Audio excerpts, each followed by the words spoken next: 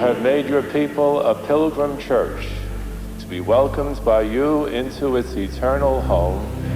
Bless us all at this historic moment in time when we pause to remember your servant, Nelson Baker, who, if it be your will, may one day be canonized.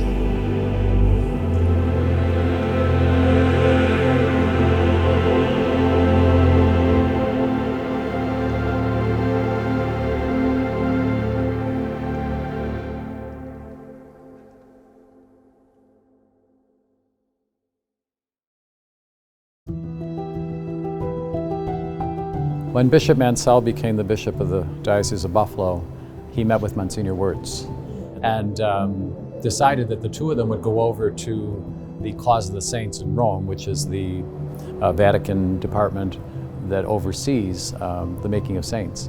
And they asked the question, what more can we do to move Father Baker's case along? Back then, we were averaging about 10,000 visitors to the Basilica a year, and it was estimated that only about 1,500 made it to visit his gravesite. And the postulator in Rome said, if you want people praying to him for a miracle, you have to make them more accessible. So at that time, the decision was made to exhume his remains and reinter them right here in the Basilica. My dad, my twin brother and I, we were the funeral directors of record. We signed all of the legal documents to be able to do the transfer from Holy Cross Cemetery into the Basilica. We had to arrange all of that. When I received a phone call from Monsignor Wirtz, he explained to me what they wanted to do, and he said, what do you think? And I said, okay. We can make it happen. When would you like to do this? He goes, well, I was thinking Tuesday or Wednesday.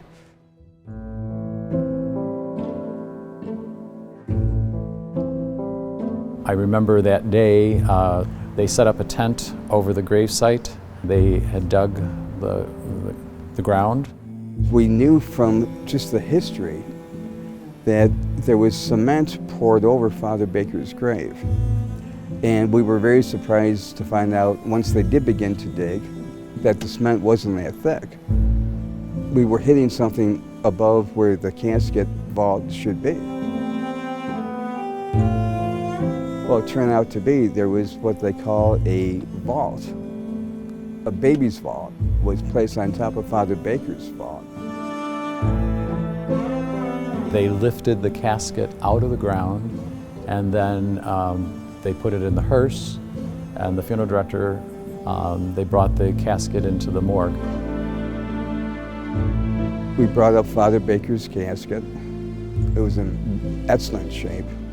They opened up the vault, and I just kind of glanced, and it was covered with newspapers. So, again, we thought, well, it's a kind of a time capsule. Well, next thing I know, Dr. Sullivan picked up this glass vessel, and I knew immediately what it was because I recognized it from that era. It was very common when they did the embalming off-site, because there weren't really funeral homes at that time. They would do the embalming, put the body fluids into this vessel, and then dispose of it once they got back to the funeral home. When Father Baker died in 1936, they already believed he was a saint, so they had the wherewithal and the foreknowledge to say, let's take his bodily fluids and put them in a separate sarcophagus. And the gentleman from the Vatican, again, they asked, what's going on? And I said, well, it appears that this is Father Baker's blood, and it's not only fluid, but it seems to be active. And they said, well, that's not possible. And I said, you're right. I think we have a miracle here.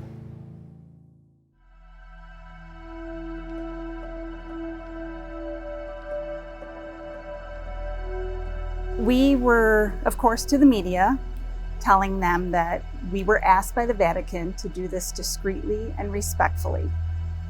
So our focus that morning We were in event planning mode and media relations mode, and we were focused in the morning about the transfer of his casket here to the Basilica.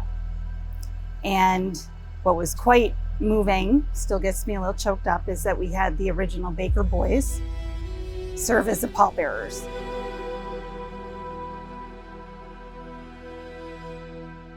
There was no media alert. We didn't publicize this in any way.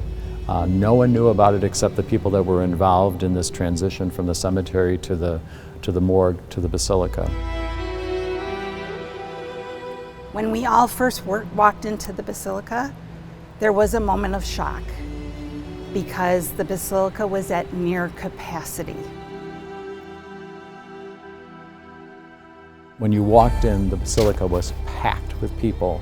These pews were completely full. People were standing on the pews. People were taking pictures as we processed down the aisle. I'm getting goosebumps telling you the story right now because that's exactly the feeling that you had that day. There was such an energy. And we brought Father Baker down the main aisle, and I was just thinking, I'm so glad I'm part of being able to bring Father Baker back home, to his home, the place that he loved, and where he rightfully belongs. I remember that I was like, look at what's happening, and look at the power and the draw that he has, how he continues to inspire decades later. Of Father Baker, who has established this magnificent city of charity here in Lackawanna, and who is with us yet in that marvelous mystery that we celebrate with those who have gone before. We had a little ceremony, and then we placed Father Baker into the crypt.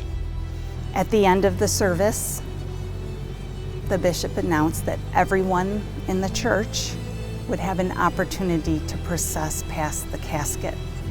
And literally the line went from the side of the crypt, wrapped behind the main altar, continued down the far side aisle, and out the door onto the street. But eventually there was just such a crowd, just constantly coming up to the casket. We just kind of stepped back and let people do what they wanted to do. It was interesting how people reacted when they processed past the casket. Many people first stopped at the gift shop to get some kind of token to leave. Many people coming up, putting their hands on it, saying a little prayer. And the one instance that really stuck with me all these years was there was a young father, I'd say late 20s, early 30s, and he had a special needs child, I'll say, in a wheelchair. He came right up to the crypt and he said, I'd like to have my son touch Father Baker's casket. I said, of course. So we picked him up and took his son's hand and kind of leaned over, and as he was doing that, he said, Father Baker, please look over and after my son. And he brought him back, and as he was getting ready to put him back into the wheelchair, all of a sudden, his son looks up at him and went, gee, thanks, Dad. Well, the father was flabbergasted. I said, I didn't quite understand. And he said to me, he goes, he hasn't spoken in a very, very long time. I thought that was a very special experience to see that. Just, again, what I feel, the power of Father Baker. Things were beginning to wrap up. You know, again, it was getting towards the evening. More and more people were finding out that Father Baker was here. It was going to become difficult to tell people we need to stop because we need to close the church and wrap up. And you didn't want to deny anyone the opportunities once in a lifetime. And the decision was made that We weren't going to turn anyone away, and we were going to leave the crypt open so people could walk past it, touch the casket. But once the line made it inside the doors, there were people stationed to close and lock the doors. To this day, there are still pockmarks in the solid bronze doors of the basilica because people were coming that late at night and pounding on the door with their keys. Let me in. Once everything was secure, we did put the top on the vault, and that was sealed, and that was the end of a long but wonderful day of bringing Father Baker back home.